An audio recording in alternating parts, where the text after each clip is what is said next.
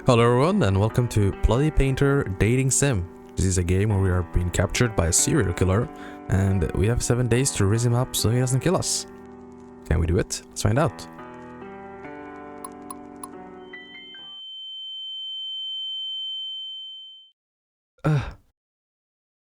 With a severe headache, you wake up in an unfamiliar place.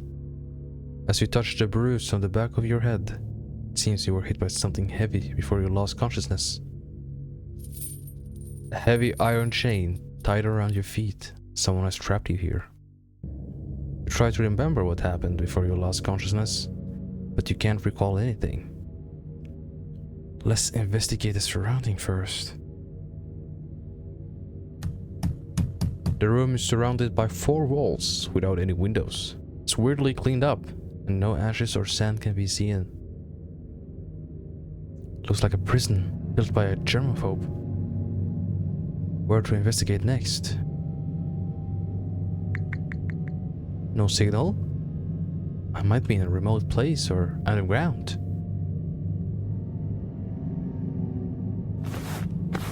There's a mattress on the floor. The mattress feels really hard to lie on. Near the door, there's a serving of spaghetti with tomato sauce and a bottle of water. Also, a round plastic fork that's completely harmless was thoughtfully attached. Well, a serial killer can cook. Well, I don't mind me that. It's still warm. It feels like I was sent here not long ago. You peek through the keyhole, but you see nothing outside. I wonder where I am. Yes. Yell for help? Probably not smart. Let's listen first. You can't hear any sound other than your own breathing. The soundproofing in this room seems particularly good. Yell for help? Nobody answers. Knock over the meal? Let's do it. Knock over the meal? Yes. You make the room messy and dirty with food. Sleep. Why does that look like blood? What the heck? You lay on the bed. You try to sleep under this condition. Maybe it's the fatigue caused by nervousness, but you still fall asleep.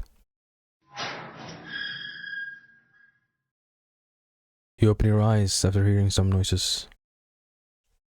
A tall man wearing a mask is squatting on the ground and looking at you with his head tilted.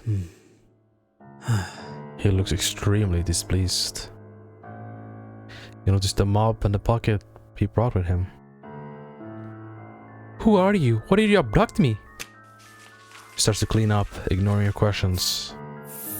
After a while, the dirty room becomes clean, and he doesn't forget to spray alcohol everywhere to disinfect when he's done. Okay. First day passed. You feel very hungry. There has been no food or water sent in here since yesterday. Sometimes when you're so hungry that your stomach hurts, you can only use your arm to press your stomach hard to relieve the pain. Day 3. Third day passed. There's a chill in your limbs, and you can't muster any strength in your hand and feet. You need to replenish your calories to maintain bodily functions, or else you'll faint. Day 7. A week passed. You're lying on the bed in a daze with only one breath left. In a trance, you hear the sounds of the heavy gates being opened one by one. And then, it's the footsteps getting closer to you. You feel that your body is in the air. It seems like someone has picked you up. You think it would be great if that's the police coming to your rescue. The possibility makes you fall asleep in peace. But you never wake up again. Bad and 6 of 1. Messy is unacceptable. Okay, this guy is a bit of a perfectionist, so let's not knock over the meal and instead just, be chill. Go to bed. Rethink our situation. You lay on the bed. You try to sleep under this condition. Maybe it's the fatigue caused by the nervousness, but you still fall asleep. Here he comes. Oh my god. You open your eyes after hearing some noises. A tall man wearing a mask is squatting on the ground and looking at you with his head tilted. He remains silent as if he's seizing up his prey. He points to the plate on the floor, like indicating you should finish your meal quickly. Thinking that the strange man might have poisoned the meal, you shake your head in fear. Seeing you have no intention of eating, he looks quite distressed. You can't die. Oh, well, hello, excuse me. Not now. He slowly speaks with a deep and steady voice. The freezer is full. Pause. What do you mean the freezer is full? Is he trying to eat me? What does that mean? The freezer is full and there's no space for more. 7 days. He pauses and thinks. There won't be space until 7 days later. If you die now, you'll rot. What do you mean? So only have 7 days left to live? He nods and walks out of the door. Wait, you can't just leave me here like this. Please! Your cries can't stop the door from closing. Day 1. Okay. Let's investigate the surrounding first. Alright. The meal. Oh, a croissant, some water, a bread, and a bowl of water. Okay. You peek outside from the keyhole. You see the shadow of a man walking around. Seems to be busy with something. What is he doing? Sleep to end the day? Wait. I don't want to end the day yet. Can I eat?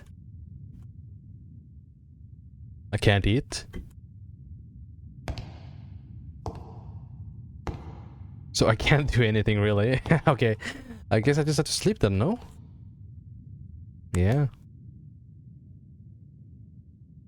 Please try to improve your survival rate within 7 days. I'm so cooked, dude. Day 2, morning. Let's investigate and look around. Oh! No meal for me today, I guess, huh? You check the keyhole. You seem to see something. You see there's a vague figure at the end of the door. Yet for help, let's observe quietly. You sense something wrong and realize what that is after narrowing your eyes. This is an artwork made of the human body, not a human being. Ah! You hear the door open. You slowly push the door, and there's no trace of the strange man. First you go into a room with a large freezer, sink, and an operating table. Then you open another heavy door. You find yourself in a room full of glass clay jars. The jars are all filled with specimens made from the human body parts. It's like you're in an art museum. Could it be that he wanted to freeze me as a material for specimen artwork? You're thinking. You're seeing this scene. Fuck? Run away? Admire the artwork. Let's try screaming. Fuck. What the hell are these sick stuff? So disgusting! You say all the curse words you can think of in your life. You raise your fist and smash it against the glass cabinet, but stop just before you first hit it. Your wrist grabbed by someone. Before you realize the man is already standing behind you. The last thing I welcome is an uneducated person like you. Oh, we're so cooked. You feel a twinge in your abdomen.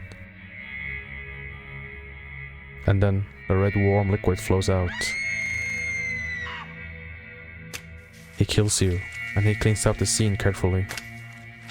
After dissolving you with strong acid, he buries you in the garden. Bad end, 6 of 2. You're not even good enough to beat material. Wow. I wonder what happens if we decide to run away. You look for a door to escape everywhere, but you can't find any. With an idea, you lie on the wall and start tapping, trying to find if there's a hidden secret passage. Just when you're tapping, someone covers your face with a small towel from behind. Pass out after struggling for 2 to 3 minutes. You're back in the small room. When you wake up, the door is locked. There's no such chance ever again after that. You can only eat the meal he sends every day and wait for the 7th day to come. Bad ending. Lamb to the slaughter. Alright. We shouldn't do that either, okay? We just have to admire the artwork. You look around and admire his work with relish. You look at the theme for 15 minutes straight. Interesting. You hear a voice coming from the corner. It turns out the man has been watching you from a blind spot behind the glass cabinet. I like them. They're so beautiful. The man goes silent with his head tilted for a couple of seconds after hearing your comment. He seems to be thinking about something. Don't you consider it cruel or bloodthirsty to them? No, I feel nothing at all. You're Damn, such girl. a weirdo. You think, aren't you talking about yourself? After you have a tour in his display room, he locks you back in the small room you were in. You go to sleep to end the day. Well, that seems like the right choice as far, huh? Your survival rate increases. Until noon, you don't see breakfast or lunch being delivered. You're already starving. You're waiting for him to bring dinner, but what you get is not dinner. Instead, you hear the door was opened. A light shines through the crack of the half-open door, looking like an intriguing invitation. You open the door and walk into the light. You first arrive at the room with an operating table outside the door. This time, the operating table is not empty. There's a defrosted human corpse on it. The man pops out of somewhere. He unties the iron chains from your feet and hands the surgical knife in his hand to you. First, where do you think the first cut should be? Oh my god. Okay. His voice tone sounds cold, like the kind of teacher who gives his students the hard questions on purpose. Oh man. Can do it. Attack him with surgical knife. Let's just try attacking him. Probably gonna get completely screwed over, but hey. You turn around quickly and try to stab him with a surgical knife. But he seems to already know you will do that, and he holds you down quickly. You were indeed pretending. He locks you back in the small room you were in. There's no such chance ever again after that. You can only eat the meal he sends you every day. Wait for the 7th day to come. Bad ending, 6 of 4. Smartass. Well, thank you. What happens if we just say, we can't do it? We are a delicate princess and we can't do this. You can't hurt innocent people, even if it's a corpse. But if you don't cut it, the man will know you're just pretending to admire his artwork to survive. After struggling with your thoughts, you drop the knife in your hand in fear. You were indeed pretending. Oh, okay. He locks you back in the small room you were in. There's no such chance ever again after that. You can only eat the meal he sends you every day. Wait for the 7th day to come. Is that the same ending? Bad end 6-5 to soft-hearted. Attacking with the surgical knife? Well, that's stupid. Can't do it. We just have to stab the corpse. Maybe beautiful work always comes with some sacrifice. Without hesitation, you stab the abdomen of the corpse with a knife. Due to the lack of professionalism, the lines you cut are crooked and ugly. And this is when he gets close behind your back and holds your hand. Oh my god, I'm blushing. I'm in love. You're both holding the surgical knife, like you two are cutting a cake together. What kind of first date is this, by the way, huh? Is this how I find love? With his hand, the lines you cut become smooth and clean. You can smell an ocean perfume on him due to how close you are. It seems to be sprayed to cover up the smell of formalin. You can feel his warmth with your back, but his fingers are a little cold. He's focusing on cutting the corpse, and your hands keep moving under his lead. He could have killed you or ignored you, but he didn't. You start to speculate on the purpose of his behavior. Could it be that he wants someone who can ignore the cruelty and process and understand him? You think. After the happy creative theme ends, you're locked into the room you were in. You go to sleep to end the day. Okay, you survived so far, that's good. Day 4, noon. Until noon you don't see breakfast or lunch being delivered. You're already starving. You notice something is shining at the corner. A key. It seems like the man accidentally dropped it last night. You open the door with the key. You go past the operating table where you two spent creative time together last night. Display room. Then you discover that there are unnatural uneven marks from one wall to the corner. You find a trapdoor. After pushing the trapdoor, you see a normal basement storage room. At the corner of the storage room, you see a stair that goes up. Turns out that this is really an underground secret room. Hidden layer by layer with a trapdoor. No wonder the sound insulation is so good. You walk up the stairs and see a heavy wooden board. You push it hard. What catches your eye is the interior of a cozy cabin. Then you realize the heavy wooden board you just pushed is the back of a bookcase. You look around and find that there are insect specimens everywhere in the cabin. There are also a reindeer head specimen hanging on the wall. Then you walk into the living room. You see a young man with a handsome face and pale skin lying on the sofa. The ocean-scented perfume and the faint smell of formalin emanates from his body. It's him.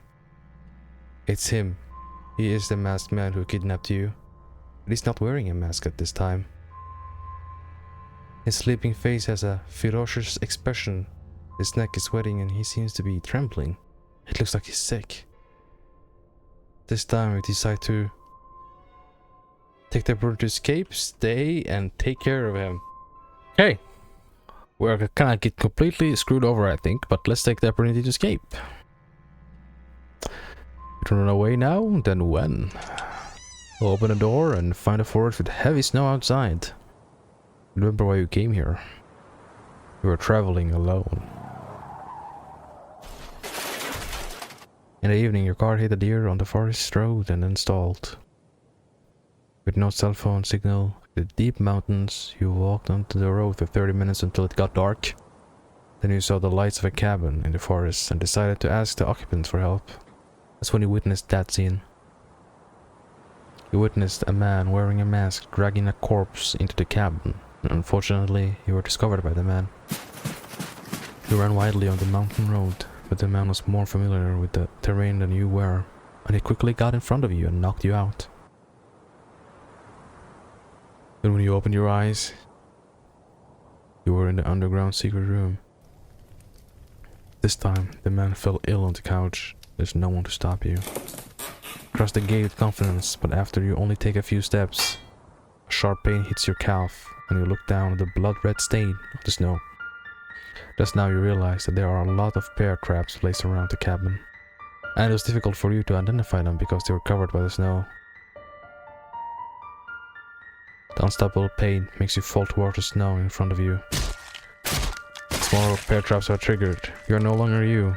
You are an unrecognizable piece of flesh. The snow is dyed even brighter red, and you can only wait for the wolves to eat up your remains. Okay, let's not do that. It's like my other half, you know, I can't leave him like this, can I? That's a couple of red flags, you know, so what? Because a couple of people, you know, water under the bridge. You can't bear to leave him alone, so you reach out and touch his forehead. Whoa, so hot. You try to find something that can cool him down. Let's investigate. Living room. The living room is spotlessly clean. Where to investigate next? His expression is ferocious. He seems to be in pain. He's still having a fever.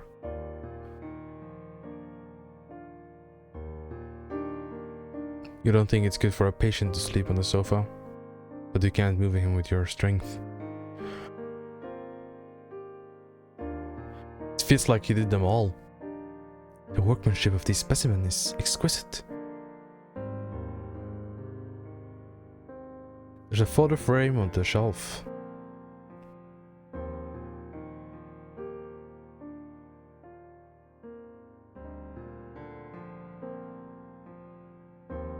Okay, so was he a baby in like a mental asylum and he just, you know, was she a patient or a doctor? Shelf. Cocoa powder, locked box, cocoa powder. There's a jar of cocoa powder and a cup on it.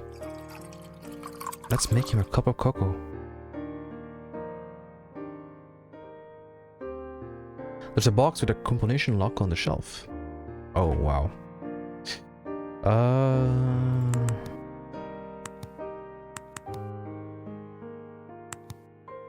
3/4. Is he like me? 1, 2, 3. Oh. Okay. Yeah, that's fine. Maybe we some notebooks or something. The bookcase. You find somebody's profile file. The bookcase. Name: Helen Otis. Gender: male. Birthday: October 1st, 1980. October 1st, 1980. So maybe it's the code.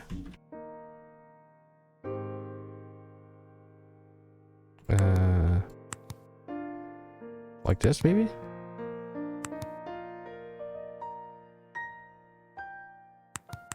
Oh. We can only write...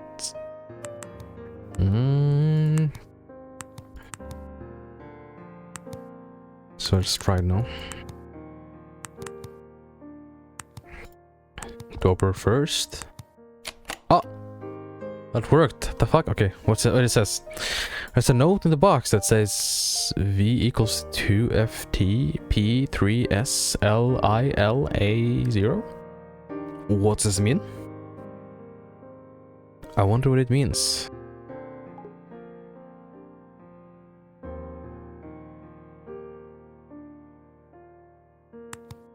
So, kitchen. The kitchen is spotlessly clean. And the fridge.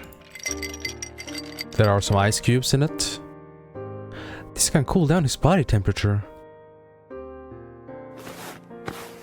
I find some clean towels in the kitchen cabinet.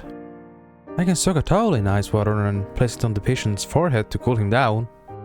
Wait, why is she saying patients? Must be some translation thing, right?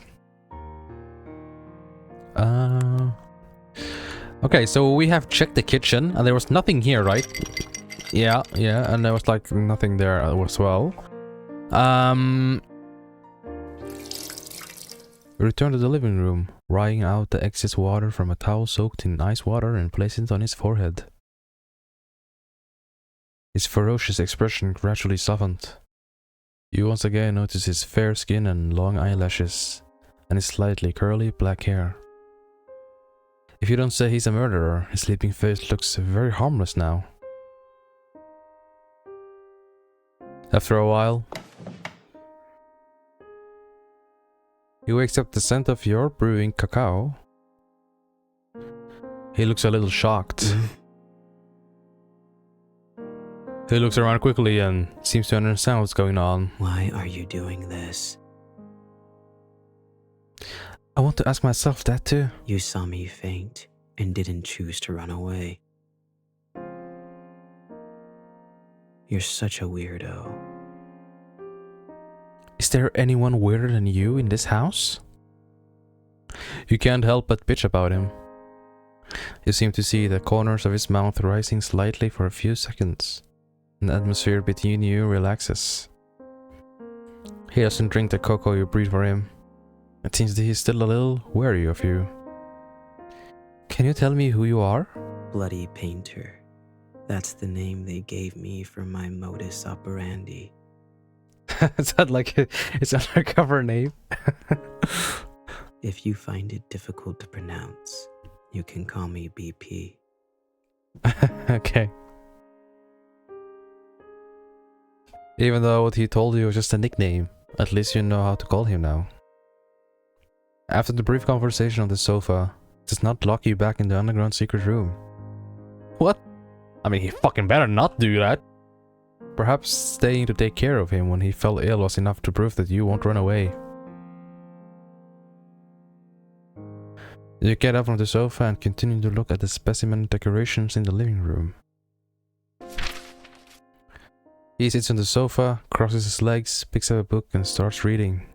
By the way, you better not try to escape. There are traps all around the cabin, and only I know how to get in and out safely. God bless. You sit on the sofa. Soon, a wave of sleepiness comes over you. Today, you fall asleep on the sofa in the living room, not in the cold underground secret room. Your survival rate increases. God bless, God bless, God bless, okay. Day 5, morning. You see him busy cleaning in and out of the house early in the morning. I'll come help too. After finish speaking, you pick up the rag and bucket and join the cleaning. But you can't really see where this almost spotless house needs to be cleaned. You're just taking a clean, wet rag and wiping it on a clean cabinet. Do you usually love cleaning this much? It would soon be covered with a layer of dust. Although he doesn't talk much, his tone and voice gives you a gentle feeling and doesn't make you feel nervous. You climb up the short ladder and wipe the high cabinet with a rag. Suddenly, a cockroach crawls out from the crack in the cabinet. You're so frightened that you lose your balance and fall backwards. You close your eyes. But what you get is not the pain of falling to the ground, but a warm feeling. You open your eyes and find that he's holding you like you are a princess. He catches you with the same old cold expression on his face. Are you all right? Perhaps to resolve the awkwardness, he asks, I'm alright, it was just a cockroach.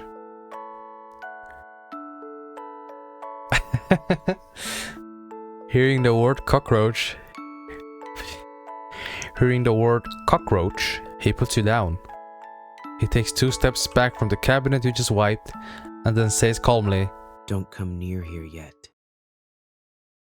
Why? It's dangerous. You can't help but chuckle at the thought of a murderer being afraid of cockroaches. Fine, whatever you say. The interaction just now makes you feel a little warmth from this cold murderer. At least, you see more of his reactions and expressions.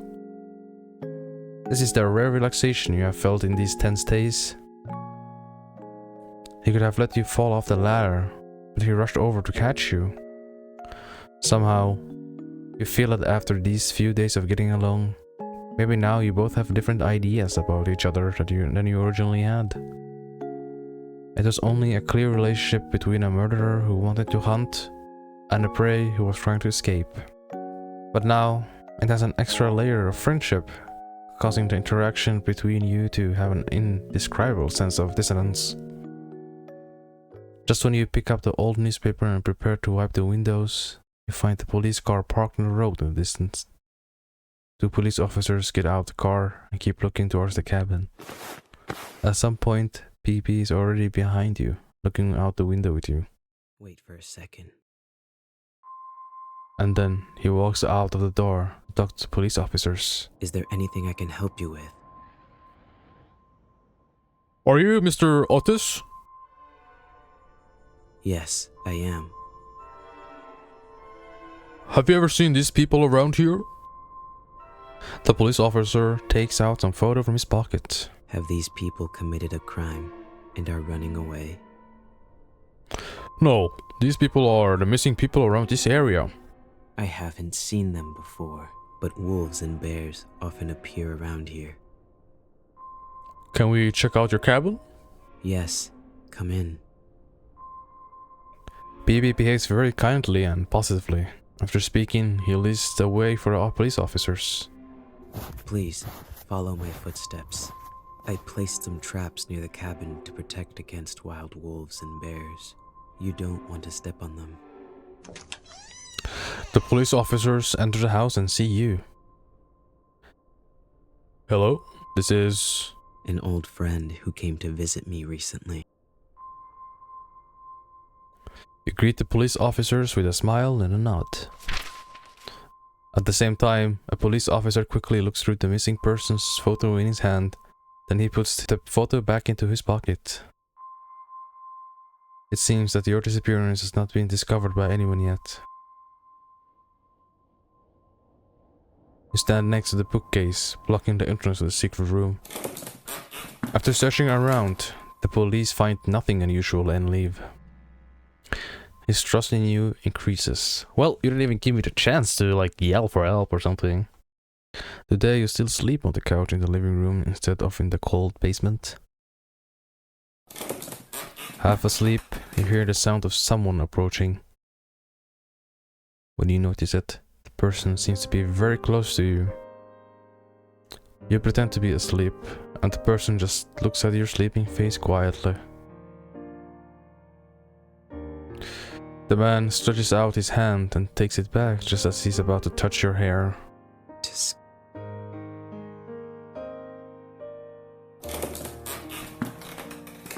He turns around and leaves.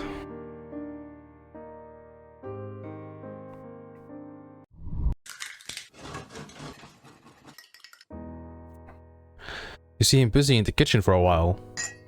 Then breakfast is served in front of you. There's a piece of toast with just the right crispness on a large round plate, a poached egg on the top of the toast, and some lettuce salad.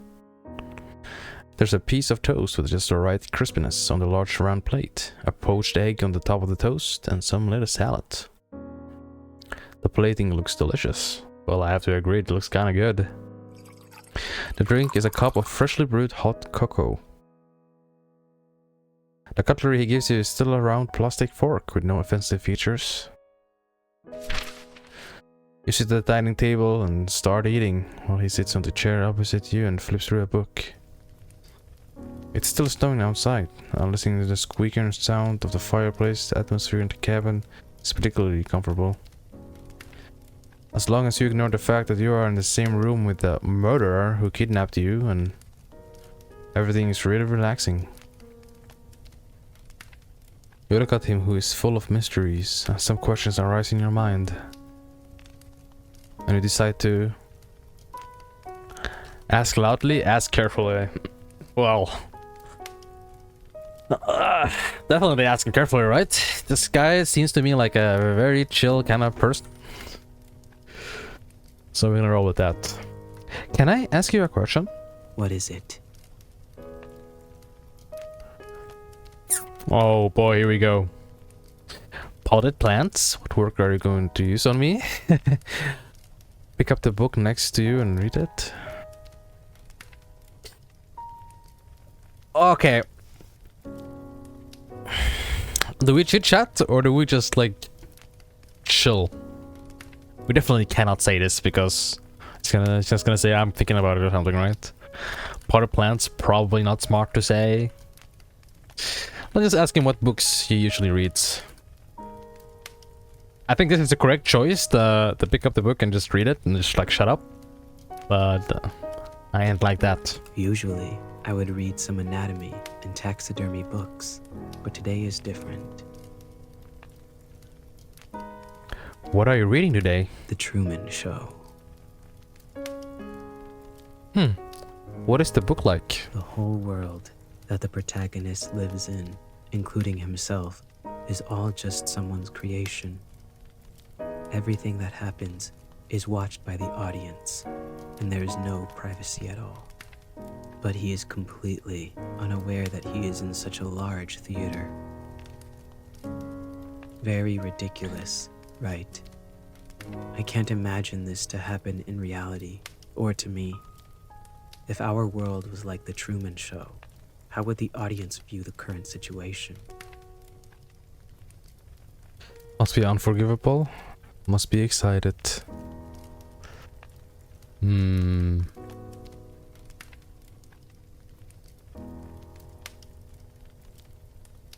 How would the audience feel? Must be excited. Excited? Why? They may be attracted by your charm and want to be killed by you. Girl, did she just speak her thoughts out? Incomprehensible. Yeah, I don't know. What a bunch of weirdos with good taste. It's hard to tell from his poker face whether he's seriously boasting or joking. Oh, so you can ask him multiple questions, I guess. Okay. You ask bravely. He looks up at you for a moment. I was going to make you into some kind of doll at first. Your eyes are beautiful, but if they are left alone, they'll become rotten and sunken. So I would like to dig your eyes out and put them in a glass jar and soak them in formalin to preserve them. Okay. I think that's kind of a red flag, but who am I to judge him? Glass beads will be placed in the empty eye sockets to replace the eyes. You look very pleasing to the eye, so I would also like to keep the head intact. Well. Okay, since I'm like a girl in love right now, I think the thing I got from this message, or the message I got would be like, oh, he says I look cute. And my eyes look beautiful. Stop, this is terrible. Thanks for the compliment. Thanks for the compliment.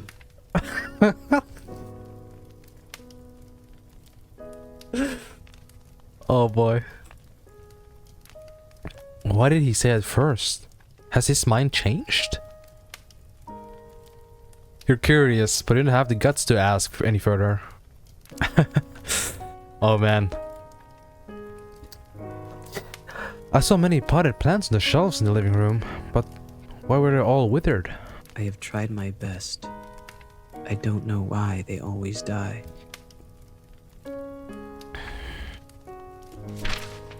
You can pick up the book next to you and start flipping through.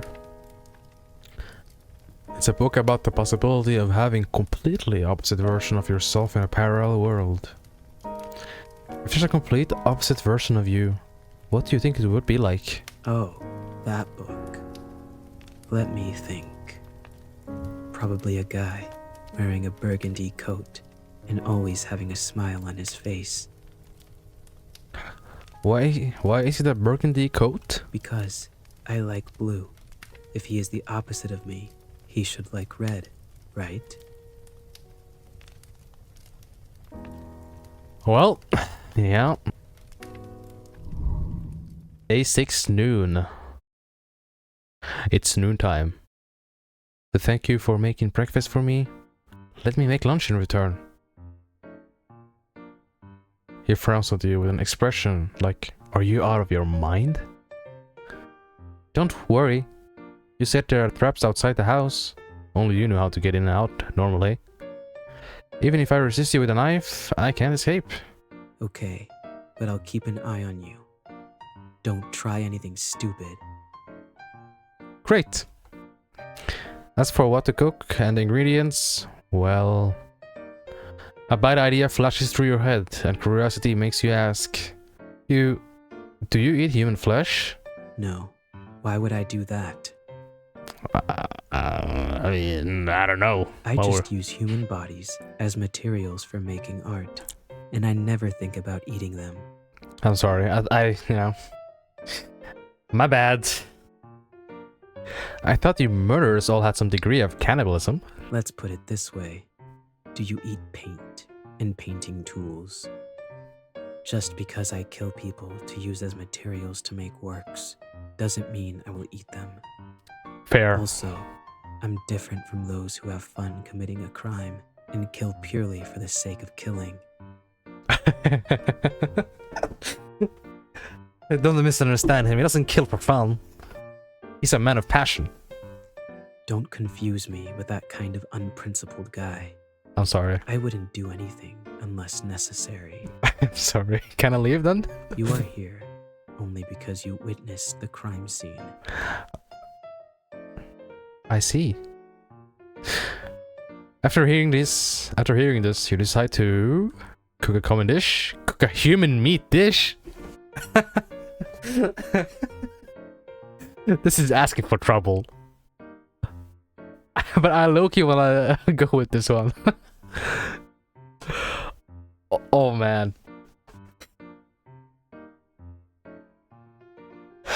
I low-key wanna go with this one, but I also wanna live, so let me just cook common dish.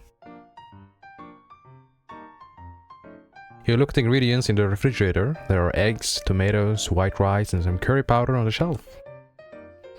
Okay, I decided. We turn on the oven and start to cook. PP watches the entire production process. Rather than worrying about you escaping, he's more worried about you blowing up the kitchen. Soon after, a normal curry omelette rice was served. He stares at the omelette rice without saying a word. Don't worry, there's no poison. Weren't you watching the whole process? Starts to move after you finish speaking. He takes a spoonful of omelette rice and puts it in his mouth. What do you think? It's surprisingly quite delicious. Surprisingly? Well, excuse me, sir. I know how to cook. That damn smile, man. That damn smile.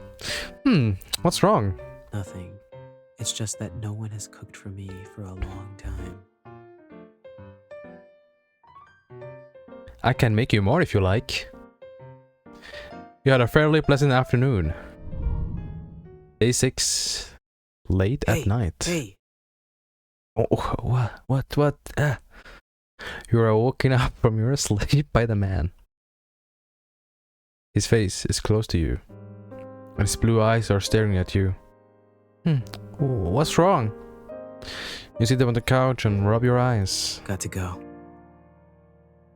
Got to go? I've noticed something unusual about the number of police cars patrolling nearby recently.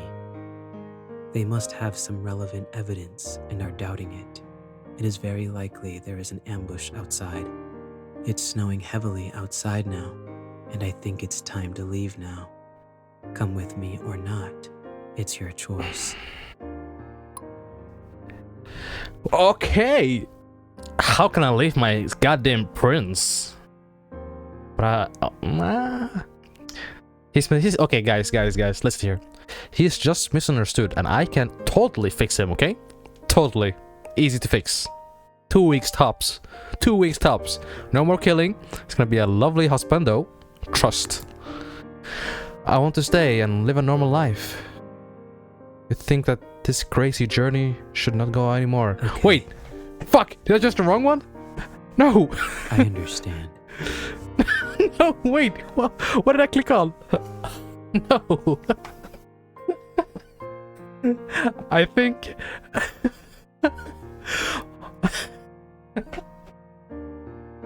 What did I click on, by the way? I think my heart was like, okay, I can fix him, totally, slay. But my logical brain was like, no, I cannot fix him, he's gonna kill me. Oh, well, here we go, I guess. I understand. Suddenly, his face slowly moves closer to you.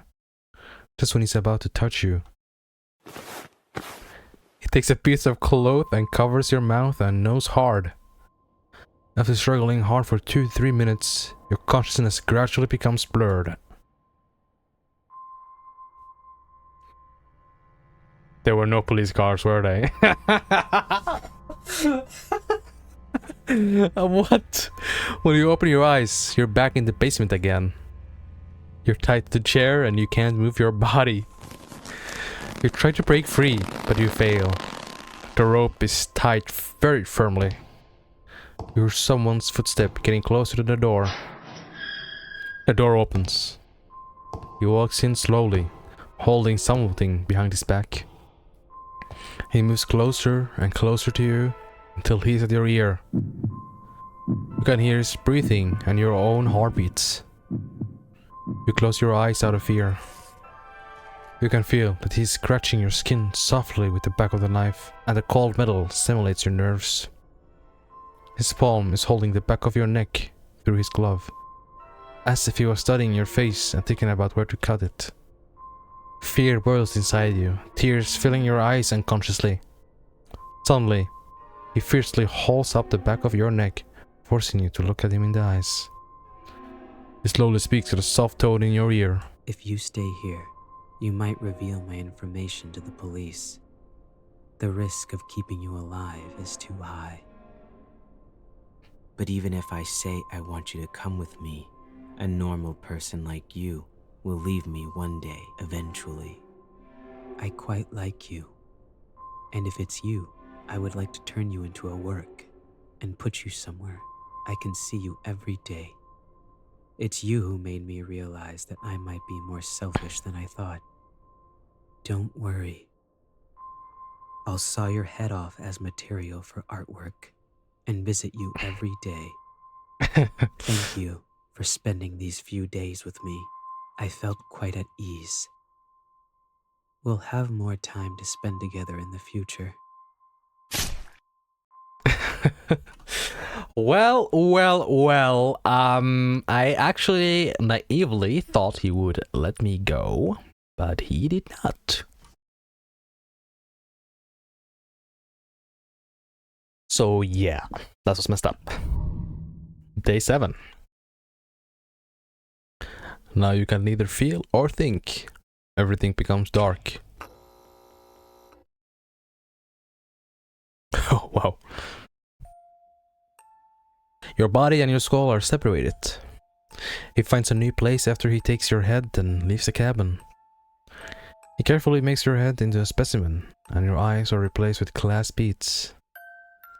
You are made into a beautiful, but also creepy doll, and he visits you often. You become his favorite work. You are with him forever, in the form of art. Good end for one favorite work. Oh boy. Okay, let's see what happens if we actually decide to go with him. And this time, let's click correctly. What do you want me to do? I'm fine with both choices, but I need to look me in the eyes and tell me, what do you prefer me to do? You stare at his eyes. I prefer. He hesitates to speak and looks away, looking like he's thinking about something. Hold his hand. Hold his hand! Oh my god. Your behavior makes him a little panicked, and he doesn't seem to be good at this kind of situation. Oh, well. He's blushing. He's blushing. What can I say? I have the kind of effect on guys, you know?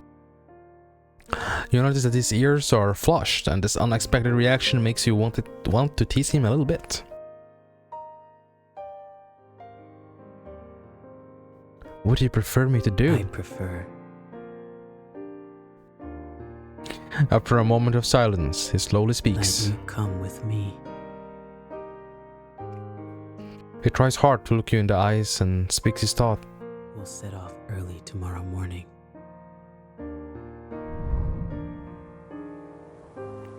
Day 7. Follow my footsteps. Bro, why are you using the mask? You can't expose us. You follow the shoe prints he leaves on the snow and finally succeed in avoiding the many traps around the cabin. Just as you are walking through the forest, you hear movement behind you. Freeze! In the snowstorm, several policemen who are lying in ambush chase after you. You ignore them and keep running forward. Bang! A gunshot shoots across the sky, and you feel pain in your left calf. You are shot. He turns to look at you. as if he's considering whether to leave you. Run! You yell at him, but he approaches you. And he holds you in his arms. You feel a warmth on your forehead. Kisses. He kisses your forehead.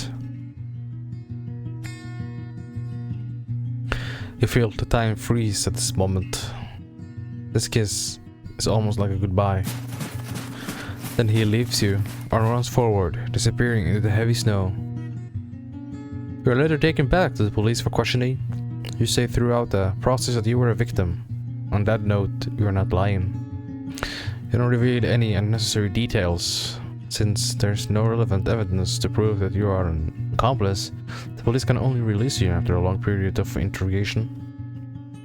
After that, 2 years passed. Now you live in a cheap little apartment. You live an ordinary life, as if what happened 2 years ago never happened. Cheap apartment? Excuse me, madam, but this apartment looks pretty nice. Today is Halloween, and every household nearby has put some thought into making decorations. But for you, just another day at work. When you return to your apartment after getting off work in the evening, the strange thing is that as soon as you open the door, you feel a gust of wind. You remember that you closed the windows before going out. Just when you're about to close the window, you find a gift left by someone on the table next to the windowsill, a red rose. You don't know why, but you have a feeling that PP has been here. Every Halloween after that, you receive a rose at your residence. It's like a once-a-year greeting. Although he says nothing, the rose seems to tell everything. Although you have certain similarities, you are two people from different worlds, after all. Perhaps living your own life this way is the best outcome for both of you. Good end. Different worlds. What do you prefer me to do? You stare at his eyes. I prefer. He hesitates to speak and looks away, looking like he's thinking about something. If I take you with me, you might become a burden in the process. But if I don't take you, it will be even worse if you reveal my information to the police. Just take me then, my friend. He calmly analyzes the situation. So you might as well come with me. Alright. Follow my footsteps. You follow the shoe print he leaves on the snow, and finally succeed in avoiding the many traps around the cabin. Just as you're walking through the forest, you hear movement behind you. Freeze! In the snowstorm, several policemen who are lying in ambush chase after you. You ignore them and keep running forward. Bang! A gunshot shoots across the sky, and you feel a pain in your left calf. You're shot. He turns to look at you, as if he's considering whether to leave you. He approaches you, and he holds you in his arms. Then you feel a pain in your back. The hand he is holding around you from behind has a sharp blade. It pierces your body with a sharp blade over and over again until you lose consciousness. Everything becomes dark. Until just now, you realize that you chose to follow because I want to follow him. He and I are the same kind. Well, he and I are the same kind. You wake up from a nightmare and you are lying on a comfortable bed. You look around and find yourself in a cozy looking room with specimens hanging on the walls. Are you alright? The man asks as he opens the door. I'm alright. 2 years after that. That night 2 years ago, even after you were shot in the leg, the two of you continued to run forward in the snow. Fortunately, the wind and the snow were strong enough to cover up your whereabouts, so you were not caught up. After that, you came to another remote mountainous area and rented another cabin to settle here. I heard someone talk very frequently in her sleep. I was just having a nightmare. Oh, whoa! He sits on the edge of the bed and strokes your cheek, his forehead touching yours gently. Don't worry, there's nothing to be afraid of. There's nothing more dangerous than me here. That's a goddamn red flag. He's right. If you're just an ordinary person, you should be worried about the murderer living under the same roof as you now, rather than a nightmare. But you're not an ordinary person. You are as cold-blooded and emotionless as him.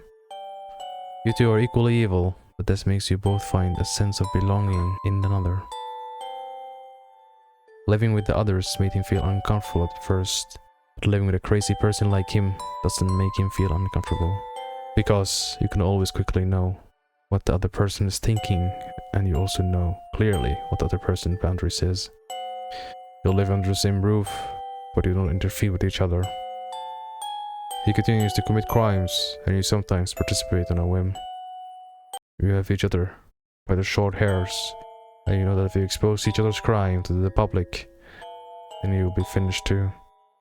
So you more or less cover each other up. You have a strange symbiotic relationship where you sometimes dislike each other, and sometimes deceive each other, but you also have absolute trust in each other.